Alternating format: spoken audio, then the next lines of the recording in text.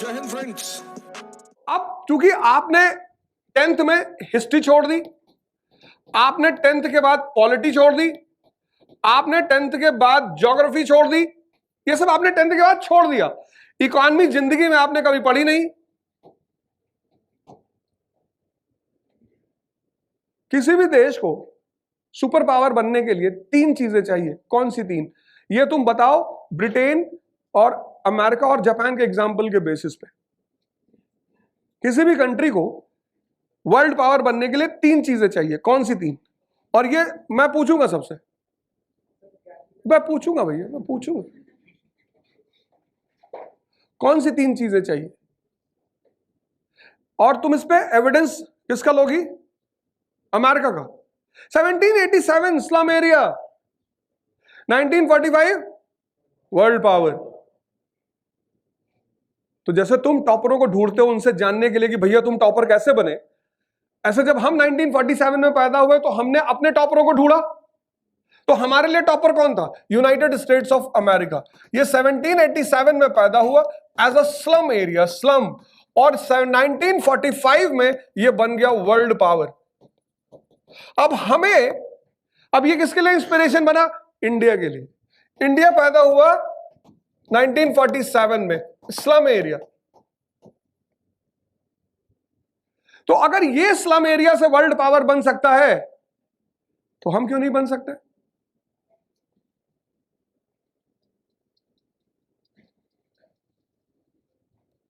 तो जैसे तुम्हारे लिए आइडियल कौन है? कनिष्क कटारिया है, टीना दावी है। ऐसे इंडिया एज अ नेशन के लिए आइडियल कौन है? यूनाइटेड स्टेट्स ऑफ अमेरिका है। कौन सी 3 चीजें की इस कंट्री ने? किन 3 चीजों पे फोकस किया इसने? ट्राई करो, टेंशन क्यों ले रही हो? देखो, ये मैं तुम्हें बता रहा हूं, अगर तुम ह्यूमैनिटीज कायदे से पढ़ा होते तुम्हें ये बात पता होती। हाँ हाँ, यस, अच्छा ठीक है, बैठो। और कोई?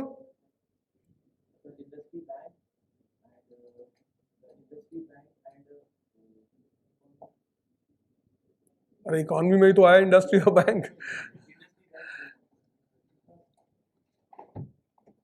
अरे भैया तुम ऐसे देखो, तुम कॉमन सेंस लगाओ।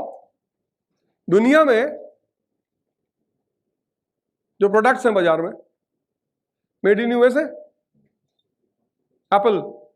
अब किसी कंट्री को आज की डेट में पावर बनने के लिए क्या चाहिए? उसकी कमोडिटी वर्ल्ड लेवल की होनी चाहिए, एप्पल। यानी इंडस्ट्रियल सेक्टर बहुत मजबूत है। एप्पल को टक्कर कौन दे रहा है? One plus, China. एप्पल के वन प्लस के पीछे कौन खड़ा है? लावा, इंडिया। यानी किसी कंट्री के आज की डेट में पावर बनने में सबसे अहम भूमिका किसकी है? इंडस्ट्री की। ये तुमने अगर ह्यूमैनिटीज पढ़ा होता, ह्यूमैनिटीज, तो तुमने तो 10th के बाद छोड़ दिया। तो तुम्हें यह नहीं पता कि यार हिस्ट्री पढ़नी क्यों है, क्यों अशोक को महान कहते हैं। ऐसा क्या काम कर डाला अशोक ने कि उसको हम महान कहते हैं? गोल्ड मेडलिस्ट है कि नोबेल प्राइज विनर है। हम चाणक्य को महान क्यों नहीं कहते? कहते हैं चाणक्य को बड़ा दिमाग था, उन्होंने किताब लिखी अर्थशास्त्र। तो जब इतना था तो महान तो चाणक्य को कहना चाहिए। अशोक को क्यों कहते हैं? क्योंकि पहली बार जब यह कंट्री नेशन नहीं थी, आज नेशन है, तब लोगों को समझ में नहीं आता कि साथ में रहना है।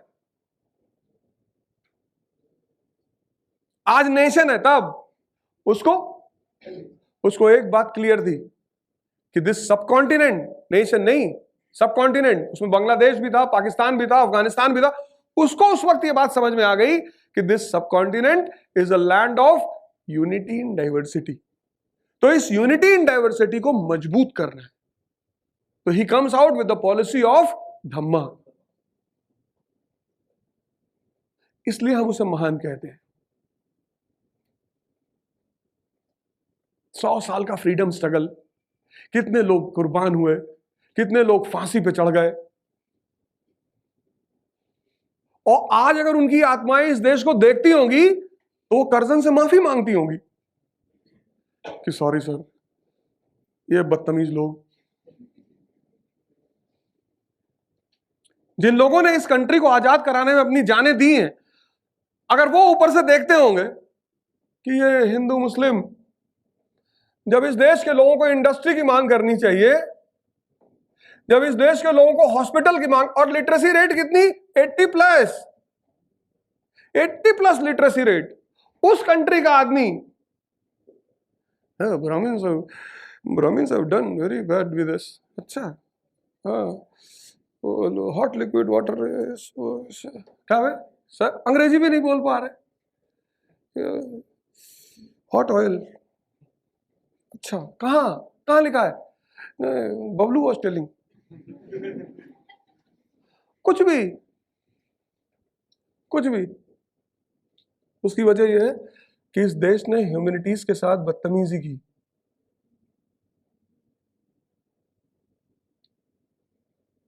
तो पीछे एक भाई साहब मोबाइल में वीडियो बना रहे हैं,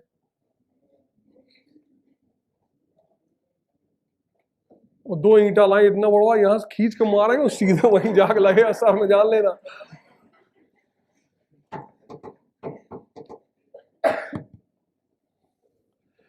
अब देखो, इस क्लास में अगर कोई नौकरी कर रहा है वो मोबाइल रखे, अच्छी बात है। जो भिखमंगे हैं, जितने लोग अपने पिता के पैसे पे पढ़ रहे हैं, उनको कम से कम इतना तो पिता की इज्जत करनी चाहिए।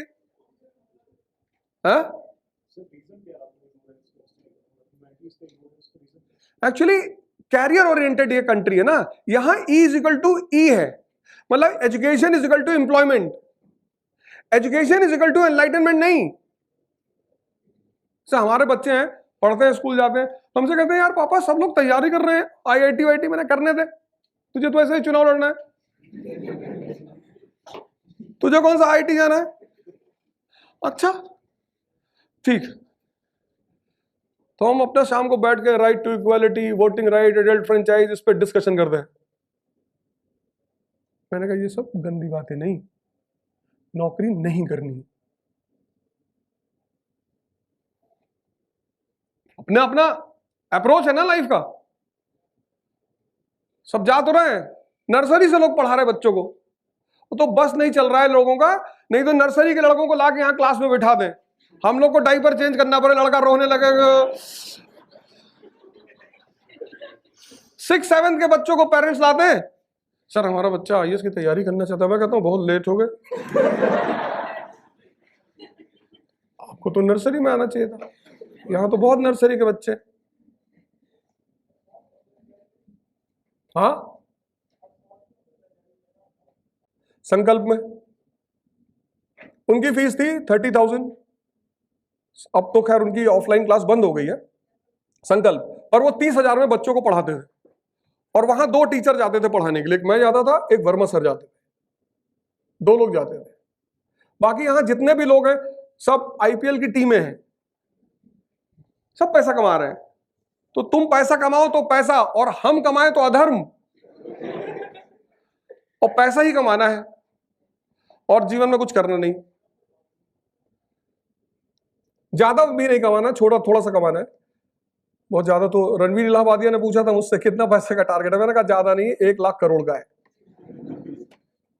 तो उतना कमा ले तो बस ठीक है। तुम मिल के जाना हमसे, और नेक्स्ट IAS में तुम्हारा 50% डिस्काउंट करा देंगे, ठीक है, टेंशन मत लेना। देखो, टकराहट जो होती है वो हमेशा इंटरेस्ट की होती है, आइडियोलॉजी की कभी नहीं होती। आइडियोलॉजी की टकराहट आम आदमी की होती है, इसलिए कितनी भी दुश्मनी थी पॉलिटिकली मुलायम सिंह यादव से बीजेपी की, लेकिन जो सबसे पहला आदमी सफाई में खड़ा था वो था योगी आदित्यनाथ। एरिस्टोक्रेसी कभी इसलिए नहीं लड़ती कि तुम नॉनवेज खाते हो और मैं नहीं खाता हूं, वो कहती तुम नॉनवेज खाते हो, हमारे घर आओ और खिलाएंगे, पर 500 करोड़ का टेंडर हमारा होना चाहिए। तो R is equal to I किसके लिए? एरिस्टोक्रेसी के लिए। रिलेशन डिपेंड्स अपॉन इंटरेस्ट, और आम आदमी के लिए R is equal to R, religion depends upon religion. तुम भी हिंदू, हम भी हिंदू, ऐसा कुछ नहीं होता। इसलिए इस दुनिया में दो तरह के लोग हमेशा रहेंगे। एक जो मार खाने के लिए पैदा हुए हैं, जिनको गेम समझ में नहीं आता, E is equal to E, economy is equal to empire. Prelims वाली बात क्लियर हो गई। ह्यूमैनिटीज, अब जितने भी न्यू कमर है वो इस बात को देखो, सारे न्यू कमर, तुम्हें नहीं पता हिस्ट्री के बारे में, क्यों पढ़ना चाहिए। अब तुम अगर ये जाने बिना क्लास में बैठ जाओगे कि क्यों पढ़ना चाहिए, वो सब्जेक्ट तुम्हें कभी नहीं समझ में आएगा, आएगा ही नहीं। पॉलिटी पता ही नहीं क्यों पढ़ना चाहिए।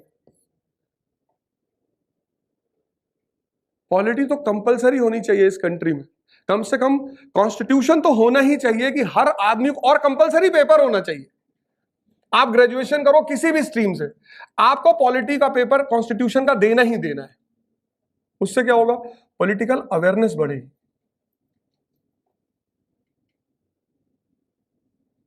कौन सा आर्टिकल है जिसके तहत आप हाई कोर्ट और सुप्रीम कोर्ट में रिट कर सकते हो किसी भी ऑर्डर के खिलाफ?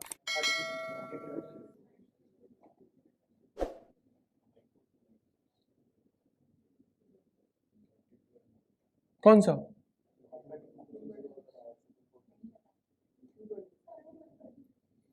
रिट्स क्या है? रिट्स